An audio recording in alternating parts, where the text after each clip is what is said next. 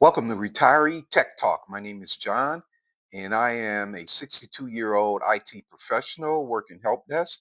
Just finished my shift, and since one of my subscribers had mentioned they would like to see some tech stuff, I decided that I'm going to put together a simulation of a wireless issue, and we're going to do the troubleshooting. So hopefully we can get through that. So what I'm going to do is do a screen share, and I'm going to take you through the steps of troubleshooting a bad wireless connection. Okay, so just stick with me, and I'll get right into it. Okay, let's see how this comes out. So if you take a look here down at the bottom of the screen, you're going to see a globe there. That is signifying that you have no internet connection. Now, what happens is in your home, you may have a device that is connected and it doesn't make an internet connection. And what you have to do is you have to kind of like blow it away and try and reconnect. So that's what we're going to try and do. In your home, the router has multiple channels, and you want to start by disconnecting the laptop if you have it wired, or put your computer in airplane mode. So we're going to do that now. We're going to put it in airplane mode. That disables the wireless radio. And what that'll do is that'll allow it to restart up. You'll restart it up, and you're looking for it to do one of these things. Turn back on the wireless radio, give it a chance to automatically connect.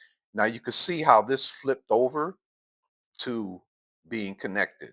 So now I have internet access. But if that doesn't work, what we would do is I'm going to simulate and turn it off. We go to our Wi-Fi settings, and we would go up here, and you want to manage known networks. And what you want to do is forget the network. See, that one's gone. You forget the network, and then when you turn it back on, it's going to go out and discover the network.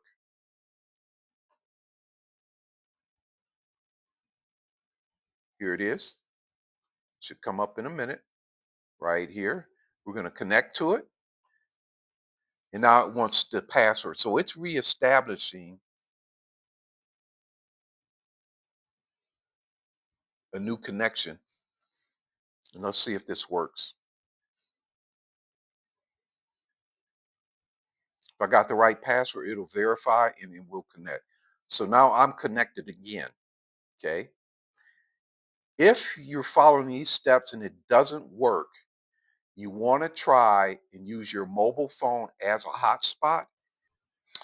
Okay, so we're going to go ahead and try and wrap up. And the reason why I'm covering this is every now and then in a laptop, that wireless radio, it'll just stop working. I had a Toshiba laptop, which I really love, and the wireless radio stopped working. I would hit the button, and it would light up, and it would never come on and work. And I deleted the software drivers, and I reloaded the software drivers. I did an update.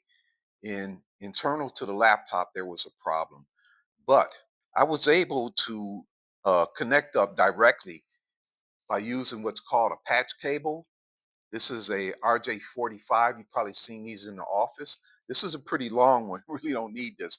But on the back of your router, what you would do is set up close to it, patch into it. And my laptop had the Ethernet port that takes this connector right here, this big connector. If you don't have it, you may have to order one of these. This is called a pigtail cable. You see how it has a connector for the Ethernet, and it's got 3 ports for the USB. I use this on my Mac as well as my laptop from the office and this personal laptop I have here. And it just plugs in. You would have to get one of these.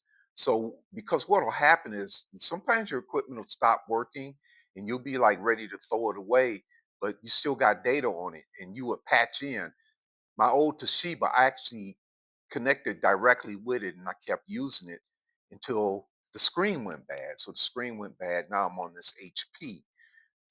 So that's one thing. Um, but at one point, I said, I'm tired of doing that. So what I got was this right here.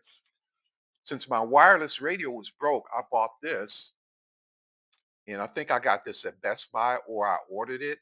And it is a USB wireless adapter. And what I did was it's very, very small. It fits in the USB port and it provides the function of the wireless radio. Now I just dropped it out of the bag and it looks like this. And you would just go to the site and download the software drivers. My older computer had the Toshiba that where the wireless adapter stopped working. It came with a CD, but anyway, I keep this around because I have a computer over there, a desktop computer, and I could plug this in and get it up and running, and I could use that computer. It's got a printer port, and I think I got some stuff on tape that I might want to get off of it. So you could use your older computer because we are talking about finances as well. If that old computer has the PDF files on it from you downloading um, all your PDF files instead of getting them in the mail.